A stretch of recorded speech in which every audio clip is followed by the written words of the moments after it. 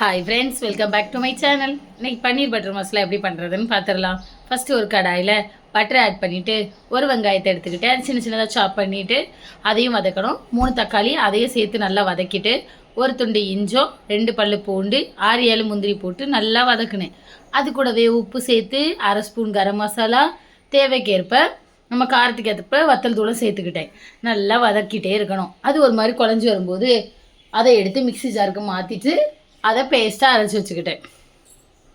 அப்புறம் மறுபடியும் அதே கடாயில் பட்டர் ஆட் பண்ணிவிட்டு ஒரு துண்டு பட்டை, ஒரு பிரியாணி இலை, 2 ஏலக்காய் சேர்த்து நல்லா வதக்கிட்டு அரைச்சி வச்ச பேஸ்ட்டையும் சேர்த்து எக்ஸ்ட்ரா கொஞ்சம் தண்ணி சேர்த்து கொதிக்க விடணும். நல்லா கொதித்து வரும்போது பன்னீர் ஆட் பண்ணிவிட்டு ஒரு 7-8 நிமிஷம் குக் பண்ணிக்கிடணும். அதுக்கு பிறகு கஸ்தூரி மேத்தி, இது வெந்தயக்கீரை இருக்கலாம், அதோட இலை. மேத்தினா வெந்தயம், அதோட இலை, காஞ்ச இலையை தான் வாசத்துக்காண்டி சேர்த்துருக்கேன். அப்புறம் நம்ம டேஸ்ட்டை என்ஹான்ஸ் பண்ணுறதுக்காண்டி லாஸ்ட்டில் பட்டர் ஆட் பண்ணிக்கிறோம். உங்களுக்கு விருப்பம் இருந்தால் சேர்த்துக்கலாம், இல்லைனா வேண்டாம். ஓகே ஃப்ரெண்ட்ஸ், நல்ல டேஸ்டியான பன்னீர் பட்டர் மசாலா ரெடி. என்னோட வீடியோ பிடிச்சிருந்தா லைக் அண்ட் சப்ஸ்கிரைப்.